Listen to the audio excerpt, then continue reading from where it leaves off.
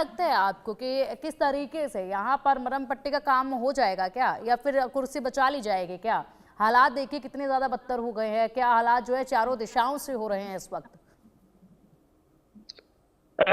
देखिए, बहुत शुक्रिया। मैं आपको बताऊं कि पाकिस्तान के जो हक़ाइक़ हैं, और बदकिस्मती कहें या खुशकिस्मती कहें, कि मैं इस पूरी जो जंगी सूरत हाल है इसको कवर करता रहूं, ना सिर्फ इसको बल्कि इससे पहले जो पख्तूनख्वा में एक इंसर्जेंसी की सूरत हाल थी, जब सवात में एक मौलवी साहब ने शरीयत का ऐलान कर दिया था, फिर वहां पर वो लोगों को उठाकर मारते थे और फिर बड़ी बदतरीन सूरत हाल थी। तो उसके बाद एक अफसोसनाक वाकया पेश आया था, जिसको हम एपीएस का वाकया करते हैं, जहां पे स्कूल के बच्चों को बेदर्दी से कत्ल कर दिया गया था। उसके बाद फिर ये ऑपरेशन का फैसला किया गया, और उस ऑपरेशन के फैसले के नतीजे में वहां से दहशतगर्दों का सफाया कर दिया गया। तो मैं आपको एक बात बताऊं कि ये कल हमने खबर ब्रेक की थी कि वजीर आजम शहबाज शरीफ आज कोयटा का दौरा करेंगे, और वहां पर सिक्योरिटी के मामलात पर वजीर आजम को ब्रीफिंग दी जाएगी, और उसके बाद फिर ये फैसला किया जाएगा कि बलूचिस्तान में अब फौजी ऑपरेशन का बाज़ाब्ता तौर पे आगाज कर दिया जाए। तो मेरी मालूमात के मुताबिक आज शहबाज शरीफ को जो सिक्योरिटी के मामलात पे ब्रीफिंग दी जाएगी, उस सारी सूरत के बाद आज कल या फिर शायद कुछ दिनों के अंदर अंदर वजीर आजम शहबाज शरीफ इस बात की इजाजत दे देंगे कि बलूचिस्तान में अब फौजी ऑपरेशन का आगाज कर दिया जाए। क्योंकि अब तक जो बलूचिस्तान में ऑपरेशन किया जाए, इस ऑपरेशन को पाकिस्तान ने ऑपरेशन अज़्म इस्तेहकाम का नाम दिया था, और ये आईबीओ बेस्ड ऑपरेशन था, जिसको हम इंटेलिजेंस बेस्ड ऑपरेशन कहते हैं। लेकिन अब जो ऑपरेशन किया जाएगा वो फौजी ऑपरेशन के तौर पे किया जाएगा, और फौजी ऑपरेशन के तौर पे जब ऑपरेशन किया जाएगा तो मेरा नहीं ख्याल कि जो बीएलए की इस वक्त सूरत हाल है या उसकी जो स्ट्रेंथ है वो इतनी ज्यादा है कि वो इस ऑपरेशन को बर्दाश्त कर सकें। देखिए, बलूचिस्तान के जो हालात खराब हुए थे उसमें कोई दो राय नहीं है कि बलूचिस्तान के अवाम को हमारे हुक्मरानों ने कभी भी हुकूक नहीं दिए। बलूचिस्तान के लोगों के जो दर्द थे उनको कभी अपना दर्द नहीं समझा, और वहाँ के जो महरूम लोग थे उनके हवाले से कभी भी संजीदगी से गौर नहीं किया गया। लेकिन देखिए, ये जो महरूम लोग हैं ये वो महरूम लोग नहीं है। जो बीएलए की शक्ल है ये महरूम लोगों की शक्ल नहीं है। बीएलए एक प्रॉपर दहशतगर्द तंजीम है, और इस वक्त उसको दुनिया के कई ममालिक से फंडिंग की जा रही है। इसके हवाले से अफगानिस्तान के मुख्तलिफ इलाके जहाँ पर दहशतगर्द कैंप कायम किए गए हैं, जहाँ पर इनको ट्रेनिंग दी जाती है, जहाँ से इनको असला फराम किया जाता है, जहाँ से इनको पैसा फराम किया जाता है।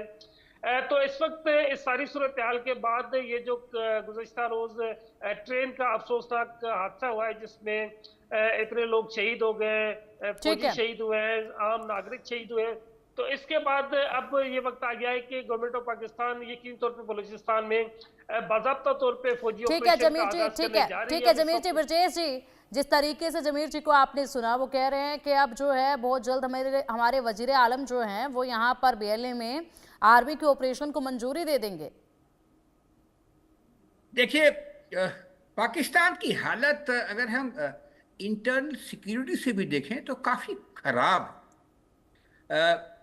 ये जो बलूचिस्तान में हम लोगों ने कई सालों से सुनते आ रहे हैं, जो पाकिस्तान चाइना इकोनॉमिक कॉरिडोर है, उसकी जब गाड़ियां चलती हैं, उनकी टाउनशिप जा रहे हैं और पूरा वो रोड बन रहा है, पहले बॉर्डर में पोर्ट बन रहा था, तो कई बार ये जो इंसर्जेंसी हैं बीएलटी के हों या किसी और से हों, उन्होंने चाइनीज को भी टारगेट किया है, तो सिचुएशन वहाँ खराब रही है।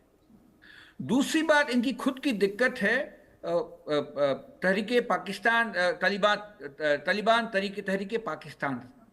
अगर हम आंकड़े में पढ़ रहा था, दुनिया में पिछले 2 साल में कोई कहाँ पे सबसे ज़्यादा मौतें हुई हैं इंसर्जेंसी के द्वारा, तो पहला नंबर रहा है बर्किनो फासो का, और दूसरे नंबर पे रहा है पाकिस्तान।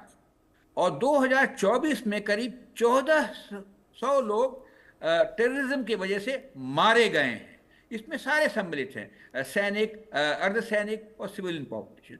तो यहाँ की हालात जो है, जो नॉर्थ वेस्ट फ्रंटियर प्रोविंस या पख्तूनख्वा में, और अभी जो देख रहे हैं बलूचिस्तान में, काफ़ी बिगड़ी हुई। बलूचिस्तान में हालत तो ख़राब थी ही, लेकिन इस तरह की जो घटना होती है, ट्रेन को हाईजैक कर लेते हैं, तो एक बहुत तगड़ा फिलिप मिलता है, इसकी इतनी पब्लिसिटी होती है और इंसर्जेंसी को एक ऑक्सीजन मिलता है।